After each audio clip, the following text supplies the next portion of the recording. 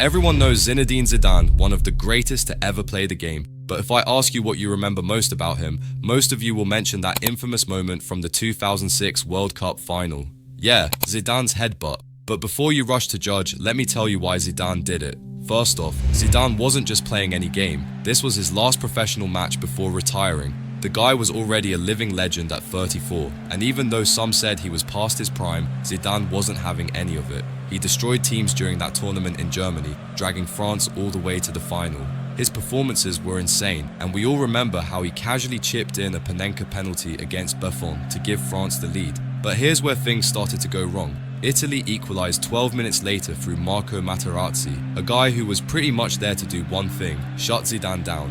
And yeah, he scores a header. At the time, Zidane's mother was in the hospital and his sister Lila was by her side, taking care of her. Zidane's head was already in a tough place. Materazzi starts marking Zidane, and as they're going back and forth, Materazzi starts pulling Zidane's shirt. Zidane sarcastically says, "If you want my shirt, I can give it to you after the game." Materazzi responds with, "I'd prefer your sister."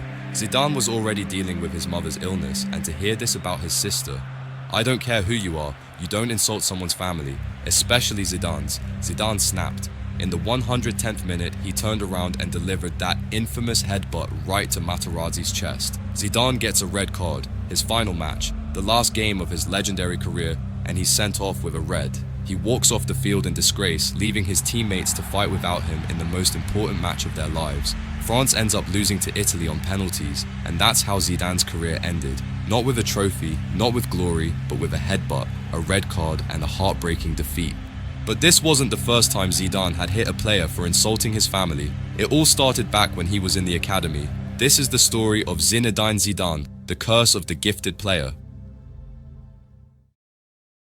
Before the accolades, before the Ballon d'Ors, Zidane was just Yazid, born in the rough, underprivileged suburbs of La Castellane, a district home to mostly first and second generation immigrants. His parents, Algerians of Kabyle descent, had migrated to France in the 1950s looking for a better life. Football became Zidane's escape from the harsh realities of life in the ghetto.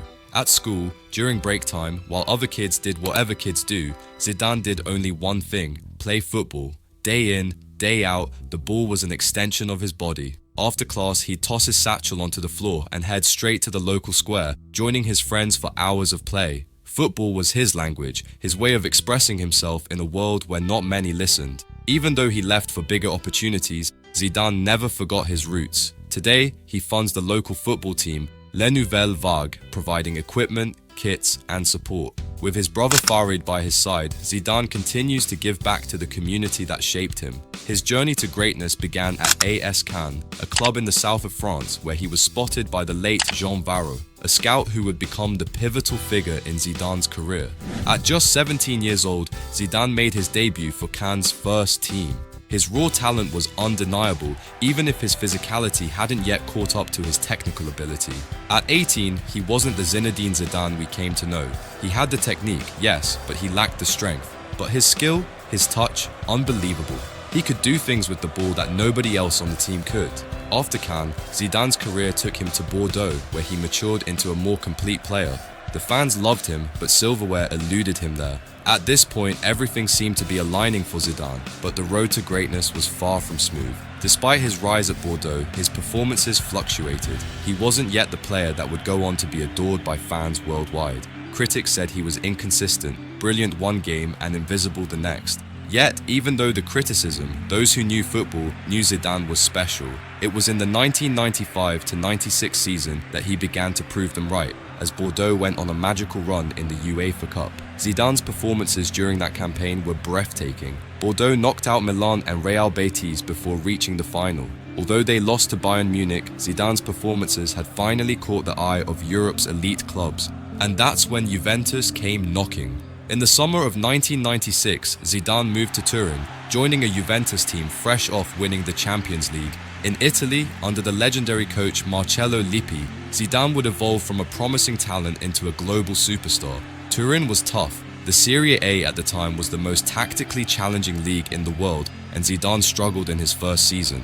The pace was slower, the defense was tighter, and he was often man-marked out of games. He once described his time in Italy as a war every week. Yet Zidane, true to form, never complained. Instead, he adapted. Slowly but surely, Zidane's elegance on the ball, his vision, and his almost supernatural control began to break through the rigid Italian defenses. Juventus won the Scudetto in his first season, and Zidane was a key part of the team that reached the Champions League final, though they lost to Borussia Dortmund. The following year, they returned to the final, only to lose again, this time to Real Madrid. But Zidane had arrived on the world stage. He was no longer just a talented playmaker from France. He was the engine driving one of Europe's best teams. His performances earned him the 1998 FIFA World Player of the Year award, and that summer, everything changed for Zidane and for France. 1998 was the year of the World Cup, and it was being held on home soil in France. Expectations were high, but no one could predict what was to come. Zidane didn't start the tournament in the best fashion. He was red-carded in the group stage and suspended for 2 matches. Many thought this was it.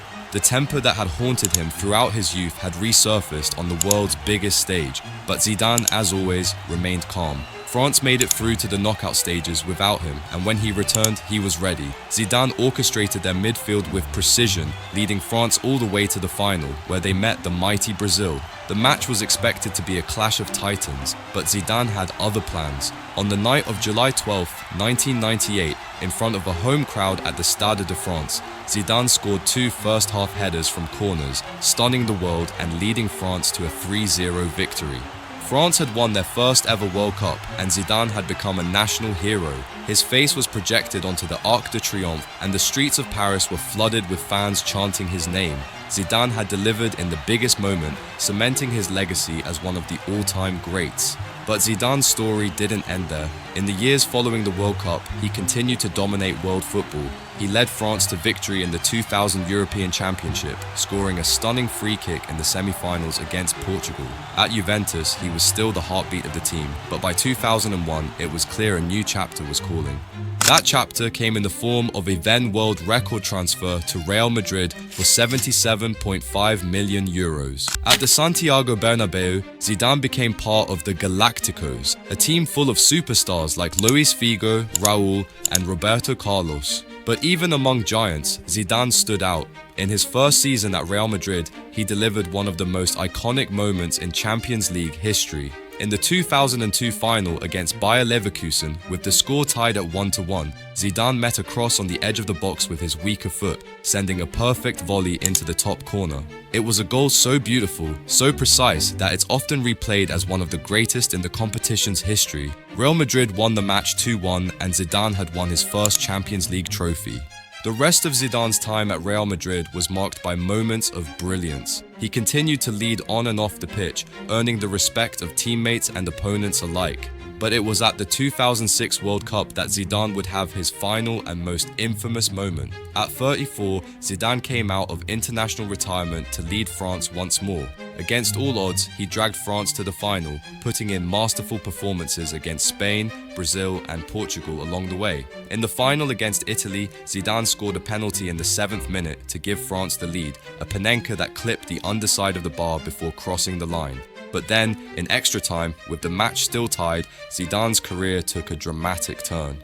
After an altercation with Italian defender Marco Materazzi, Zidane headbutted him in the chest, receiving a red card in the final match of his career. France went on to lose in a penalty shootout, and Zidane's last act on a football field was one of violence. The world was in shock. How could such a graceful player end his career in such a way? But that's the paradox of Zidane. For all his elegance, his genius, there was always that fire burning just beneath the surface. It was what made him brilliant, but it was also what made him unpredictable. In the years since, Zidane's legacy has only grown. He went on to become a highly successful manager, leading Real Madrid to 3 consecutive Champions League titles, something no other manager has ever done.